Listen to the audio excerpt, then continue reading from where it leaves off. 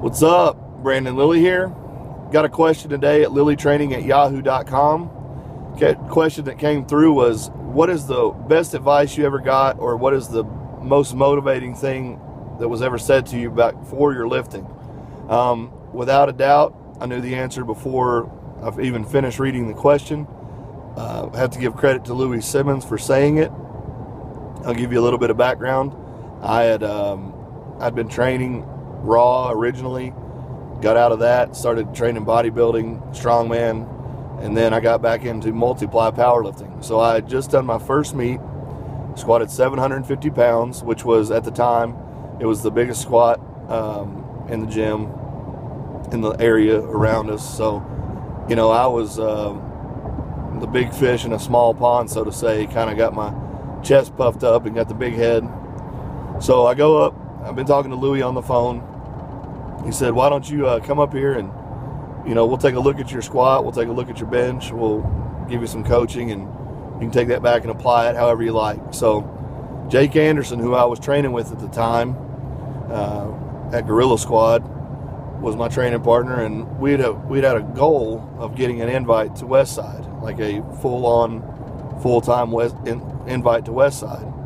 And that's what we were working towards, and eventually got that. Jake's one of the greatest training partners a guy could ever ask for. He's hardworking, almost to a fault. He works so hard and trains so hard. But anyway, we're up there, and Jake and I would drive up there several times a week, most of the time leaving at 2 or 3 in the morning to get up there in time to have breakfast with Louis, train, go eat lunch with the guys, and then be back to work in Kentucky at around 3 p.m. So, we had long days, but we were dedicated. We were kind of crazy and stupid at the same time.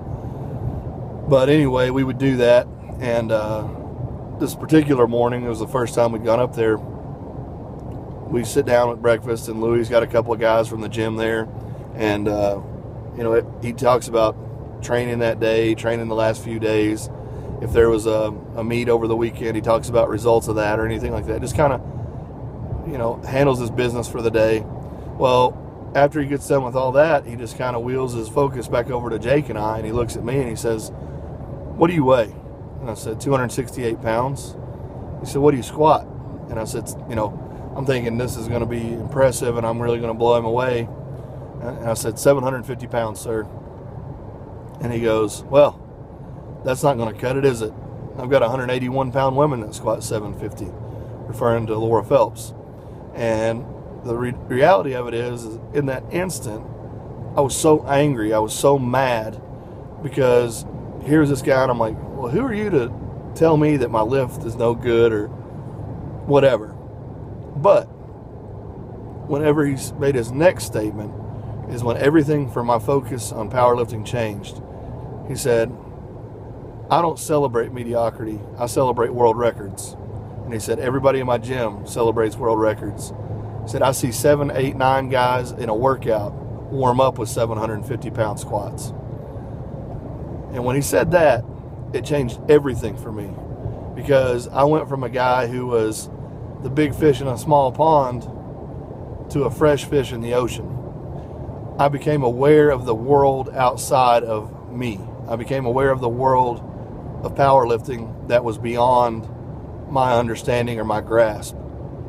And that was the best thing that ever happened to me, because I'm a person who is driven by pursuit of being the best. I want to be the best that I can be. I want to be the best of all time. I'm not afraid to make that statement. I think anybody who's trained hard enough and long enough can make that statement once they've achieved a certain level.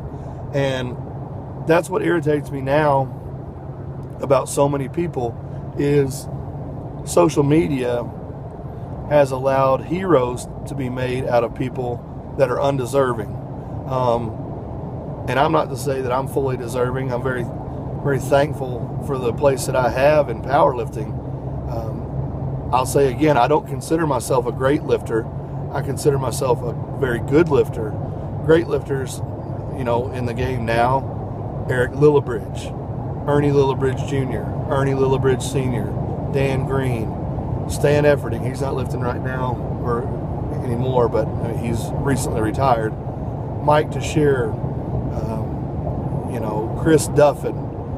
Guys on the raw side, on the multiply side, look at Dave Hoff. I mean, unbelievable lifter. Jake Anderson, 2,800 pounds at Westside Still. I mean, those are great numbers. So when I see guys or girls posting things on their social media talking about, oh, I deserve a sponsor, or I want a sponsor, or this or that and the other. I didn't have a sponsorship of any kind, completely self-reliant, and I had a 2,200 pound total raw. I had a 2,100 pound total in another weight class raw. I had a 2,600 pound geared total in multiply, and I was elite in 9 different divisions. Okay, I was 220 elite raw and geared, 242 elite raw and geared, 275 elite geared, 308 raw and geared, super heavyweight raw and geared. That's 9 divisions of elite totals, 2,200 pounds raw, 2,600 pound geared, no sponsors. So if you're a kind of person who thinks that you deserve something or have earned something, really give yourself a wake-up call and look at where you are. Because maybe if you realize that you're not so good or you're not as great as you think you are, you might start doing things differently. You might start training harder. You might start training smarter. You might pursue greatness again. And that was my problem. You know, I focused on being the best squatter in the gym. So I worked and worked and worked and worked and worked, and I got there.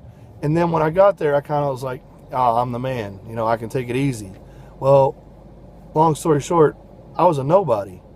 And after that talk with Louie, 3 months later, in a big meet, the Pro-Am, the 2009 Pro-Am, I was able to achieve a 900-pound squat basically on the advice that I got from Louie in that training session. I went back and applied the principles that he gave me, made some technique changes, and to this day, I will tell you that 900-pound squat was the single greatest geared squat of my life. It was deep, it was fast. I left a lot on the platform that day, but that's the way powerlifting goes. But Louie took me from a fish, the big fish in a small pond, and threw me in the ocean. And I owe everything moving forward from powerlifting to Louie for saying that to me and having the guts to be honest with me when I thought I was great and I wasn't even good yet. So thanks, Louie. I'll see you guys tomorrow.